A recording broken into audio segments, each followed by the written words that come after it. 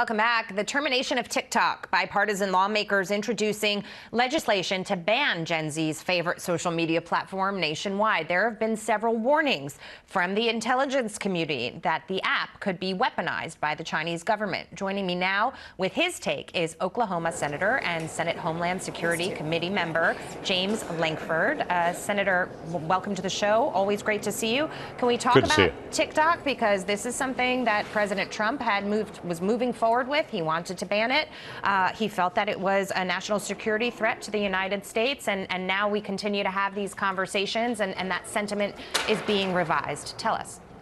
So here's the big question. Do we want the Chinese Communist Party to be able to have access to every single teenager, to individuals, to young people that are using TikTok, to any age using TikTok? This would be the equivalent of saying, do we want them to be able to own a hospital where they could get access to every single medical record for individuals? Do we want them to be able to have access to all kinds of personal information that people would actually share on a TikTok platform? If we know the Communist Chinese government gets access to all this information, why would we give them access to personal information for all of our citizens?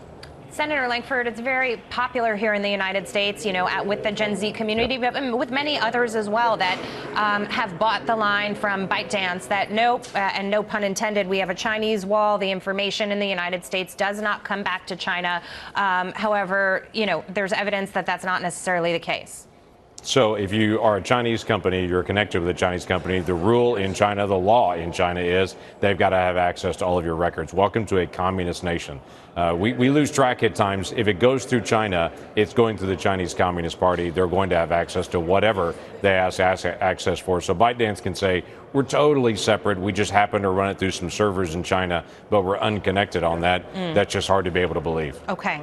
I want to switch gears for a moment because a story obviously we've been covering on this channel, FTX, Sam Bankman-Fried arrested. And there's a lot of questions, concern over the donations. Obviously, he's charged with one of the charges is that he misused customer funds. Some of those customer funds were used to make campaign donations to Democrats and Republicans, but more Democrats and in larger sums. Your thoughts on what's happening right now with respect to the charges against him and how this is going to play out if and when he comes back to the United States? Well, obviously, he should face the charge, and he should face the music for his actions.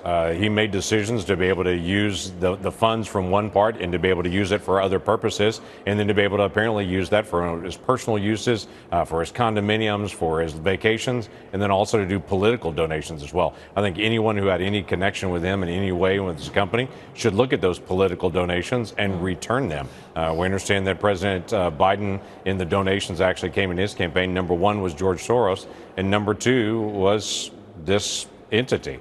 And so if we're going to talk about where it's going to go, let's talk about where those dollars went, what they were designed to be able to influence, and to be able to make sure those entities actually received them, send them back. Yeah. You also just got briefed, your office, from DHS regarding the termination of Title 42. So I want to get your take on the latest. Yeah, Title 42 is always going to be temporary. It's a pandemic issue on trying to be able to block out individuals coming across the border. Trump used it exceptionally effectively to be able to stop illegal immigration across the border.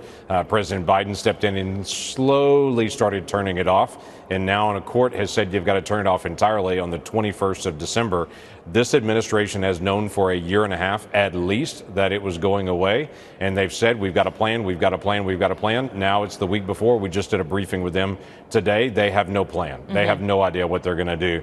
They're trying to figure out now what happens. There's literally tens of thousands of people lining up on the southern border waiting for the morning of the 21st of December so they can start coming across in massive numbers. And this administration is gearing up what they're calling better processing centers so they can move people across faster and into the country rather than having a plan to be able to turn around. The Biden administration's plan always has been, and we've seen it clearly, to increase illegal immigration into the country. There's no way you have 2.5 million people illegally across the country and not say that wasn't their plan, was to increase illegal immigration. Now we're seeing that even more with the very predictable Title 42 ending and them saying, oops, we had no real strategy to be able to stop this. Real quick before I let you go, Senator, can we talk about the vaccine mandate in the military? Our troops are not getting the answers that they were looking for with respect to religious accommodations or some of the requests that they made to not have to be held to the mandate, and you are fighting for them.